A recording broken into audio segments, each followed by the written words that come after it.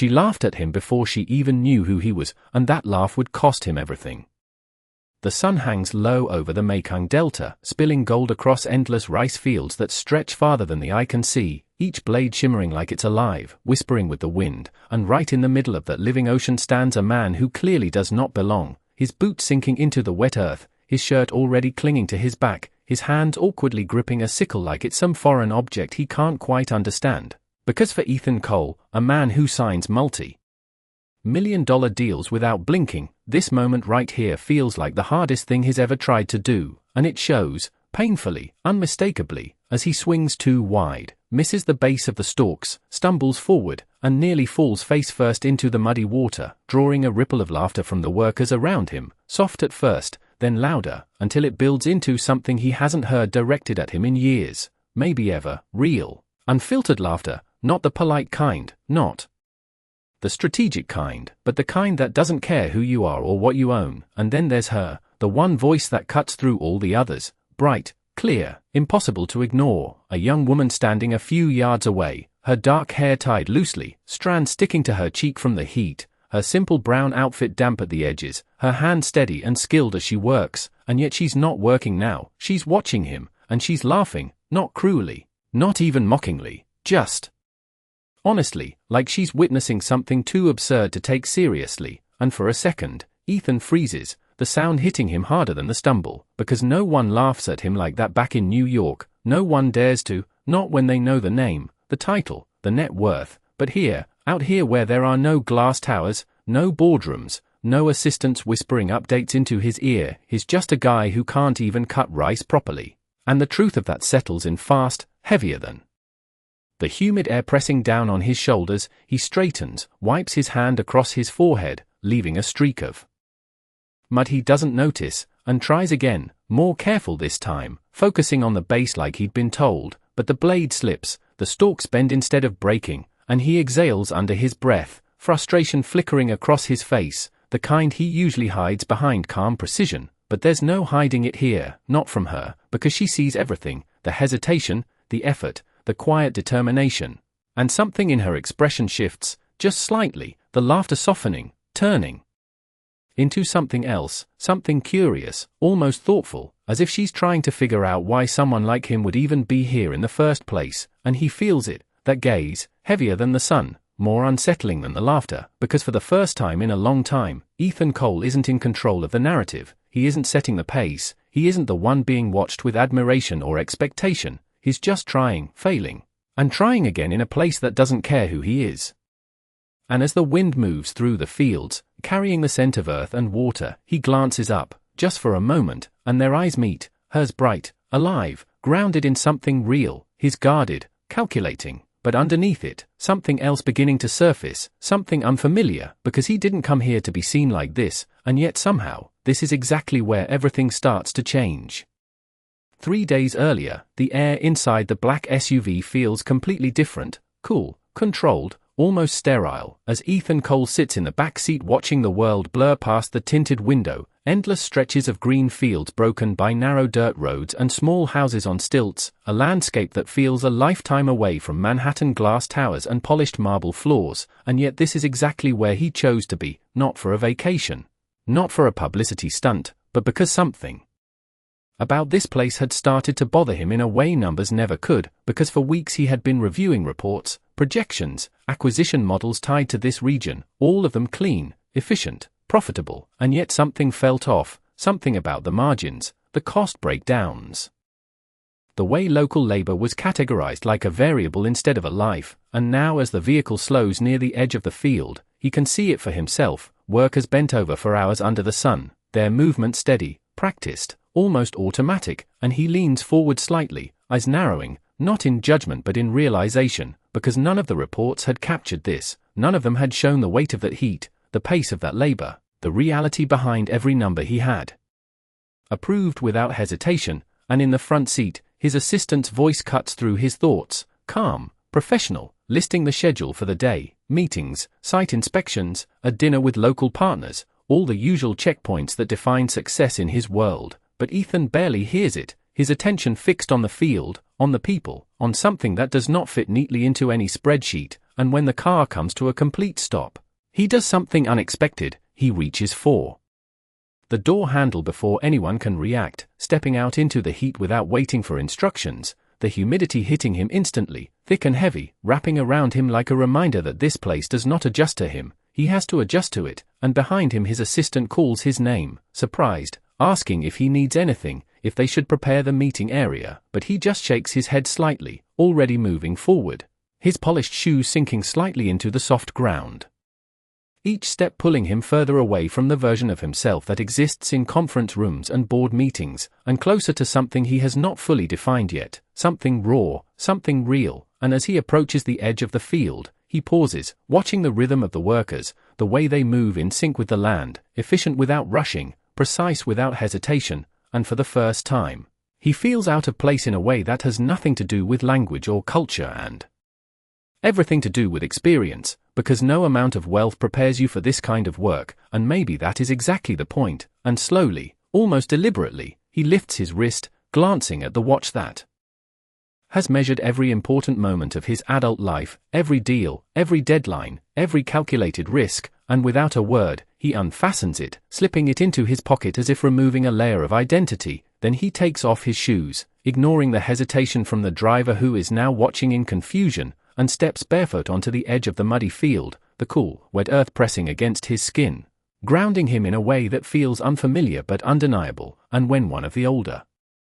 farmers notices him standing there, unsure but determined, Ethan does something even more unexpected. He gestures toward the sickle, toward the work, toward the life he has never lived, and simply says, in careful, slightly accented words, that he wants to try, and there is a moment of silence, brief but loaded, before the man hands him the tool, not with skepticism, not with reverence, just with quiet acceptance, as if to say that the field does not care who you are, only what you can do, and that is how Ethan Cole, billionaire, investor, decision-maker, steps into the field not as a leader, not as a buyer, but as a beginner, unaware that a few rows away, a young woman named Lynn has already noticed him, already reading him in a way no one in his world ever has, and in a few moments, she will laugh, not because he is important, but because he is trying, and that will be the moment everything begins to change. The first cut is wrong, and everyone can see it, the blade sliding past the base of the stalks, bending them instead of slicing clean through, and Ethan feels it immediately, that subtle shift in resistance, the quiet failure that does not need to be announced because the field itself seems to respond, the rhythm around him uninterrupted while he stands out like a broken note in a song he does not understand, and he adjusts his grip, tighter this time, trying to mimic what he saw just seconds ago, but the movement does not translate, not yet, because this is not something you can learn by watching once. This is repetition, muscle memory, years of doing the same motion under the same sun, and he exhales slowly, trying again, lowering the blade closer to the root, angling it the way he remembers, but his timing is off, his stance uncertain, and the result is the same, uneven, inefficient, wrong, and behind him the laughter starts again, softer now but still there, not cruel, just honest, the kind that does not ask permission, and he feels a flicker of something unfamiliar, not anger, not embarrassment exactly, but a kind of awareness that strips away the illusion he usually carries so easily, because here, there is no title to hide behind, no assistant to smooth things over, no polished explanation to turn failure into strategy, there is only the simple truth that he cannot do this, at least not yet, and then her voice cuts through again, closer this time, not laughing now but speaking, calm, direct, you are holding it wrong, and he turns slightly, meeting her eyes up close for the first time, noticing details he missed before, the steadiness in her gaze, the way she stands with quiet confidence, like someone who knows exactly where she belongs, and for a moment he says nothing, just nods once, acknowledging what is obvious, and she steps closer without hesitation, reaching out, not touching him but pointing to his hands, adjusting the angle with a small, precise gesture, not like that, she says, demonstrating with her own sickle, her movement smooth, efficient, almost effortless as the stalks fall cleanly into her other hand, and he watches carefully, more focused now than he has been in any meeting, because this is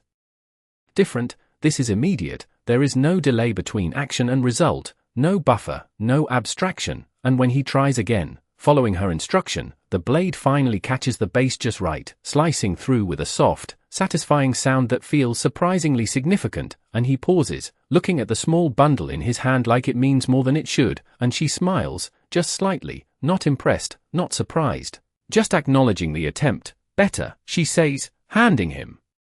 a cloth from her pocket, simple, worn, and he hesitates for half a second before taking it, wiping the sweat from his face, aware of how out of place he must look and yet oddly unconcerned, because something about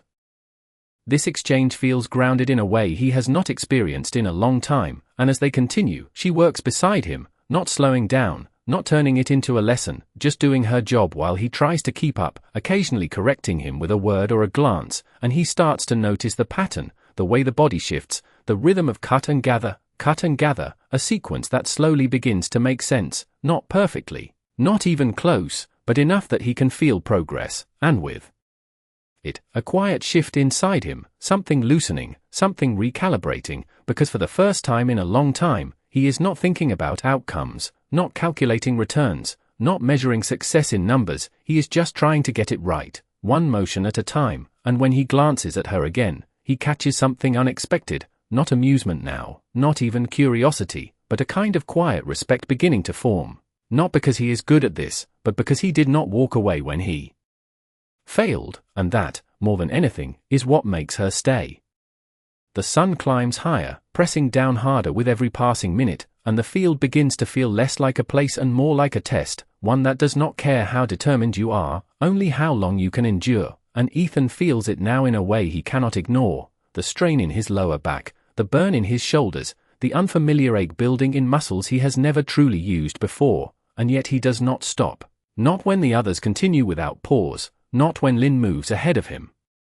With steady, practiced efficiency, her rhythm unbroken, her focus quiet and complete, and for the first time, he starts to understand something that no report ever showed him, that this work is not just physical, it is patience, it is discipline, it is showing up every single day and doing the same motion over and over again until it becomes part of you, and as he wipes his face again with the cloth she gave him, now damp and streaked with dirt, he lets out a small breath that almost turns into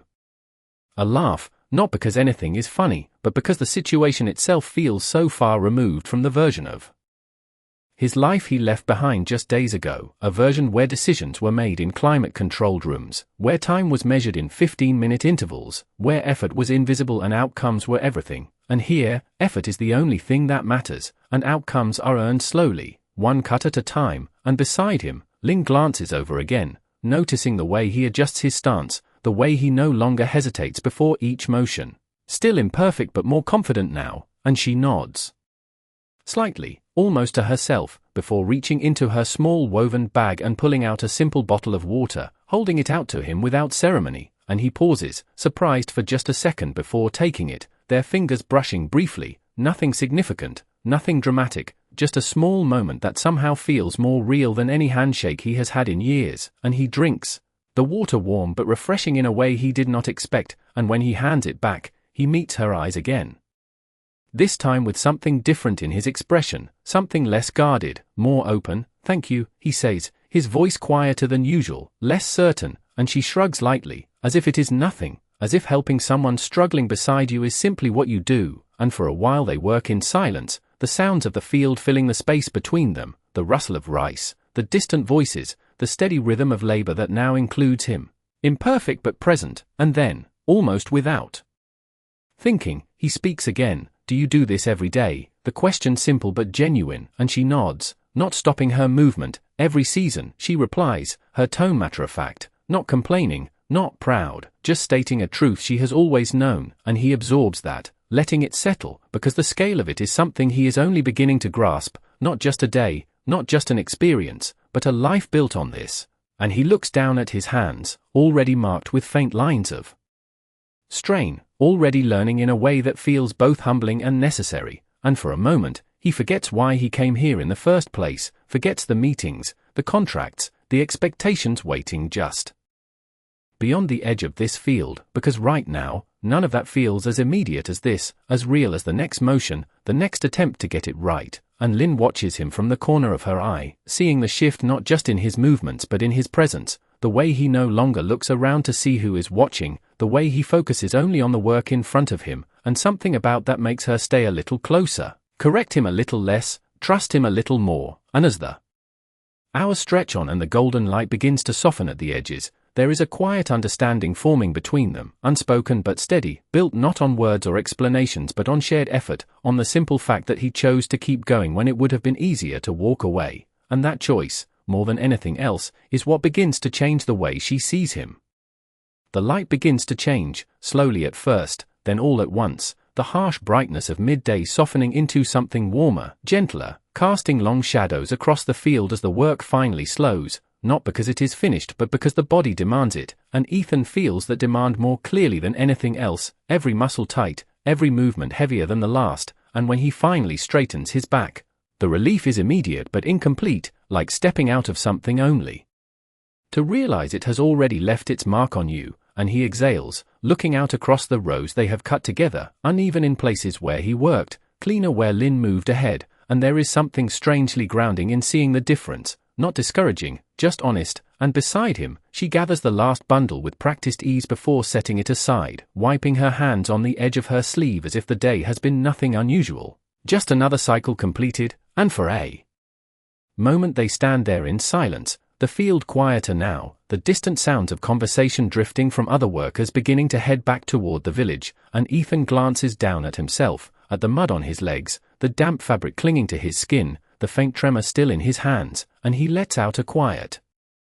breath that turns into a small, almost disbelieving smile, because there is no version of his life where this was supposed to happen, and yet here he is, and when he looks up again, Lynn is watching him, not with curiosity this time, not with amusement, but with something steadier, something that feels closer to understanding, and she tilts her head slightly, as if deciding whether to say something or not, before finally asking, "You are not from here, right?" Her tone simple, not accusatory,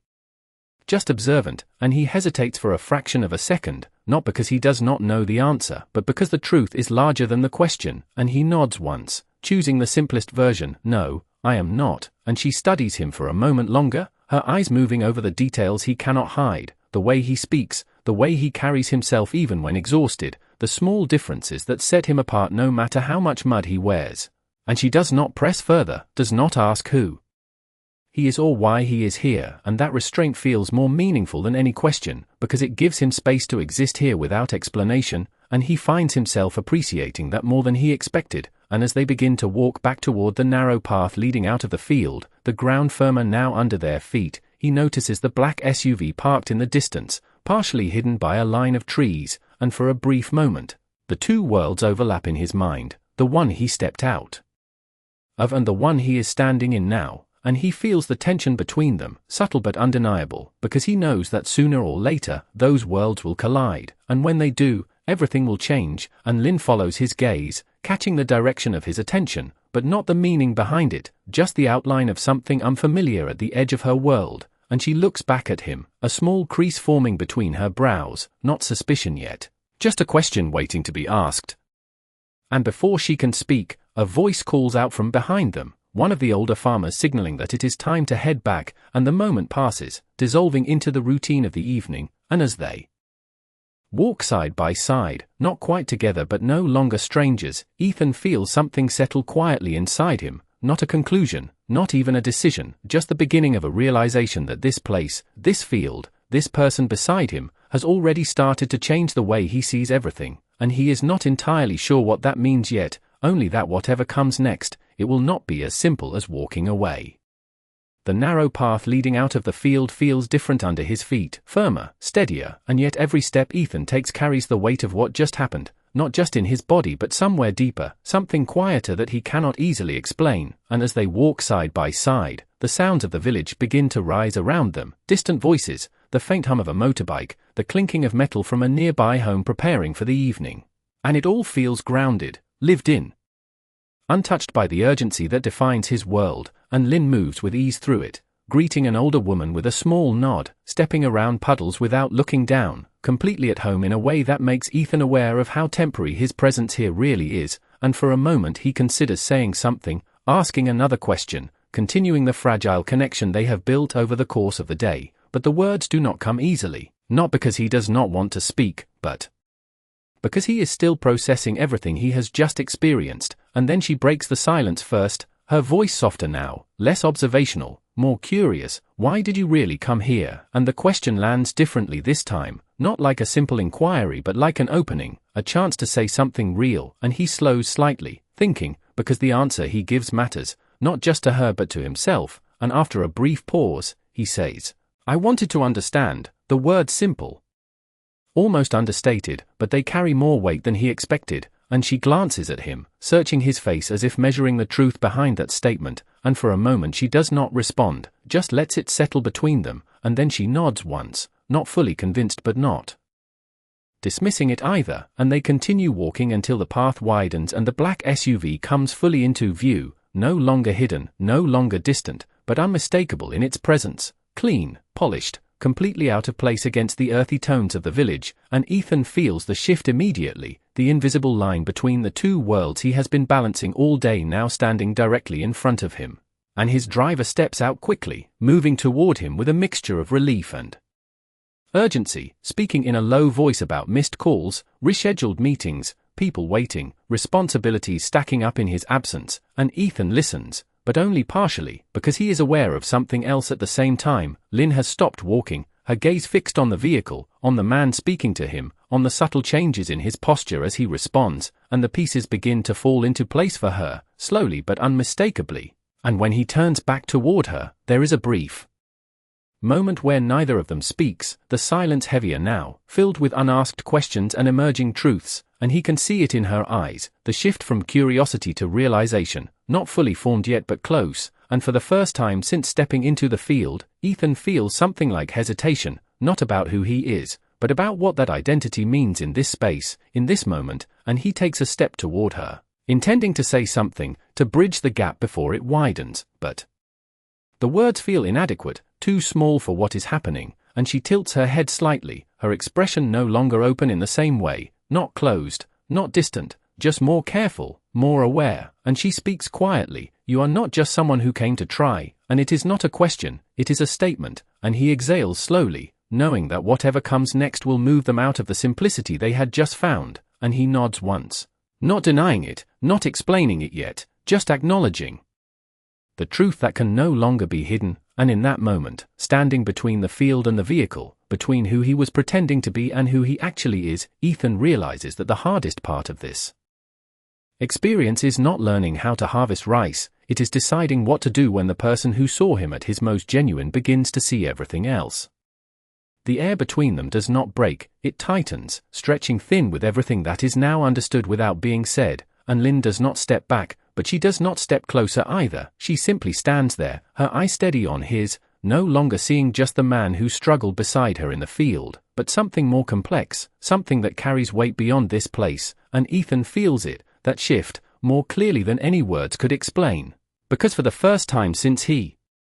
arrived, he cannot control how he is perceived, he cannot shape the moment, he can only respond to it, and that realization sits heavy in his chest as the driver continues speaking beside him, mentioning names, schedules, figures that now feel distant and strangely irrelevant, and with a quiet gesture, Ethan signals him to stop, the conversation cutting off mid-sentence, leaving only the sound of the evening settling around them. And he turns fully toward Lynn, the distance between them small but significant, and for a moment he considers explaining everything, laying it out clearly, the company, the project, the reason he came, but something tells him that would miss the point, that what matters here is not the scale of his world but the honesty of this moment, and so he chooses something simpler, something closer to the truth she has already seen. I came here to make decisions, he says, his voice steady but quieter than before, but I did not understand what those decisions meant, and she listens, not interrupting, her expression unreadable but attentive, and when he finishes, there is a pause, brief but filled with everything that has changed between them, and then she speaks, her tone calm but carrying a weight that matches his own. So you came to see if this is worth it, and the words land sharper than he expects, not because they are wrong, but because they reveal the part of his intention he had not fully confronted. And he shakes his head slightly, not in denial but in correction. I came to see what I was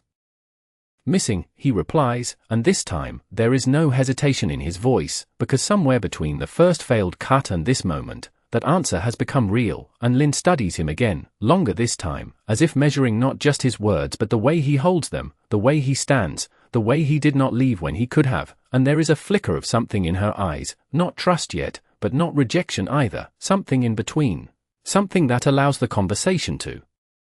continue instead of ending, and she crosses her arms loosely, not defensive, just grounding herself. People like you come here all the time, she says, her voice steady. They talk about helping, about building, about improving things, and then they leave, and nothing really changes, and Ethan listens without interruption, because there is no argument he can make against that, no quick explanation that would erase the history behind her words. And he nods once, acknowledging it fully, then, "Maybe I should not leave," he says, and the sentence hangs there, simple but significant, and for a moment, Lynn does not respond, her gaze shifting briefly toward the field behind them, now quiet under the fading light, before returning to him, and when she speaks again, her tone is softer but no less direct. "Staying is not the hard part," she says, "understanding is," and that lands deeper than anything else she has said, because it shifts the focus from action to intention, from presence to awareness, and Ethan feels that distinction settle in, clear and undeniable, and he takes a slow breath, glancing once more at the SUV, at the world waiting for him just a few steps away, and then back at her, at the world he stepped into without fully knowing what it would demand of him, and in that space between the two, he makes a quiet decision, not announced, not dramatic, just firm, and when he looks at her again, there is something different in his expression, something less divided. "More certain, then I will learn," he says, and this time, the words are not about the field, not about the work, but about everything else that comes with it, and Lynn watches him for a moment longer, searching for doubt, for hesitation, for anything that would make this just another empty promise, but she does not find it, not yet, and so she nods, once, slowly, not as acceptance, not as agreement, but as acknowledgement that whatever happens next will be shaped by what he does, not what he says, and with that, she turns, beginning to walk back toward the village, leaving him standing between two worlds that can no longer stay separate, knowing that from this point forward, every step he takes will carry consequences he can no longer ignore. The night settles over the village slowly, not with the sudden silence Ethan is used to in the city, but with layers of sound fading one by one, distant conversations softening, the hum of engines disappearing, replaced by the steady rhythm of insects and the occasional ripple of water from the nearby river, and for the first time since he arrived, Ethan is not inside a controlled environment, not behind glass or surrounded by polished surfaces, but sitting on a simple wooden bench just outside a small house, the air warm, carrying the faint scent of cooked rice and smoke, and everything about this moment feels stripped down to something essential, something honest, and he leans forward slightly, elbows resting on his knees, staring at his hands, still marked from the day, still carrying the evidence of effort he cannot erase with a quick wash or a change of clothes, and across from him, Lynn moves quietly, setting down two simple bowls of food on the low table between them. Not making a ceremony out of it, not treating him like a guest who needs special attention, just including him in the routine as if it is the most natural thing in the world, and he looks up, meeting her eyes briefly before glancing at the food, something simple, something he would never order in a restaurant but now feels more valuable than anything he has had in weeks, and he hesitates for just a second, not out of discomfort but out of unfamiliarity, before she gestures lightly, "You should eat," her tone calm, almost matter-of-fact, and he nods, picking up the utensils, awkward at first, adjusting his grip until it feels somewhat right, and as he takes the first bite, he pauses, not because the taste is overwhelming, but because the moment itself is, the simplicity of it, the contrast to everything he knows, and he exhales slowly, almost grounding himself in the experience, and for a while they eat in silence, not the kind that feels empty, but the kind that allows space for thoughts to settle, for the weight of the day to find its place, and eventually, Lynn speaks again, her voice softer now, less guarded than before but still direct. "Tomorrow, they will come," and Ethan looks up, his brow tightening slightly. "Who?" he asks, even though part of him already knows the answer, and she meets his gaze without hesitation. "The people you work with," she says, and there is no accusation in her tone, just a quiet certainty, because in a place like this, things do not stay hidden for long, and Ethan nods slowly, setting the bowl down, feeling the shift in the conversation, the inevitable movement toward something larger than just the two of them. "Yes," he replies, his voice steady, "they will," and she watches him carefully, as if waiting for something more, for an explanation, for reassurance, for anything that might clarify what happens next, and he does not look away this time, does not retreat into silence or deflection. Instead he leans back slightly, taking a breath before continuing. They want to move forward with the project, he says, choosing his words carefully but honestly, quickly, and Lynn's expression changes just enough to be noticeable, not fear, not resistance, but awareness, because she understands what that means in a way he is only beginning to grasp, and she sets her bowl aside, folding her hands in her lap. "And you?" she asks, her voice steady but carrying more weight than before. "What do you want?" And the question hangs there, simple in form but heavy in meaning, because it cuts through everything else, the business, the expectations, the pressure, and forces him to confront something he cannot avoid anymore. And for a moment he does not answer, not because he does not have one, but because saying it out loud makes it real, makes it something he has to stand by. And he looks at her. Really looks this time, at the person who showed him how to do something he thought was simple but turned out to be anything but, at the person who did not treat him differently until she had reason to, and he realizes that whatever he says next will define more than just a project, it will define who he is in this place, and slowly, deliberately, he speaks. "I want to do it right." And there is no elaboration, no justification, just that. And Lynn studies him for a long moment, her eyes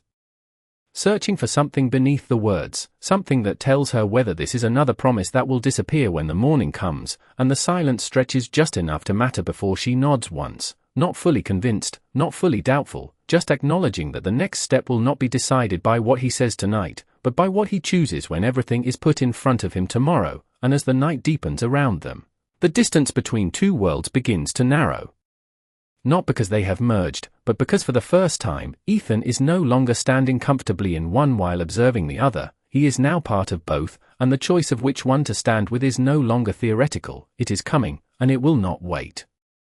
Morning arrives without ceremony, the first light spilling across the rice fields in soft gold, quiet and patient, as if the land itself is waiting to see what will happen next. And Ethan is already there, standing at the edge of the field before the rest of the village fully wakes, his sleeves rolled up, his shoes still left behind, his feet pressing into the same earth that challenged him just a day before. And this time, when he steps forward, there is no hesitation, no uncertainty in his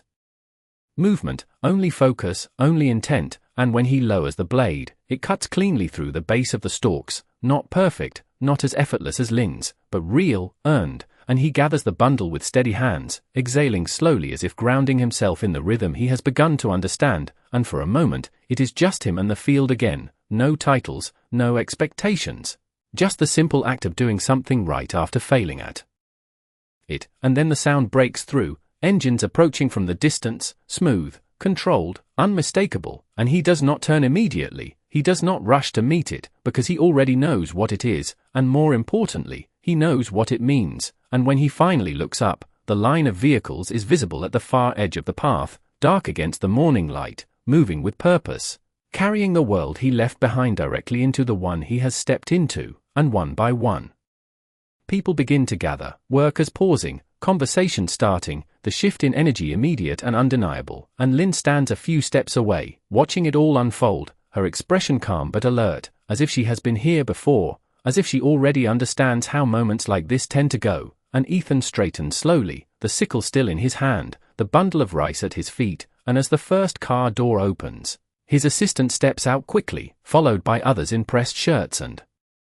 polished shoes, their presence sharp against the softness of the field, and they approach him with urgency, voices low but insistent, outlining plans, timelines, numbers that move quickly from suggestion to expectation. And for a moment, it feels like the familiar rhythm is trying to pull him back in, trying to reclaim the version of him that makes decisions without seeing what they touch. And he listens, because he has to, because this is his responsibility, his role. But something is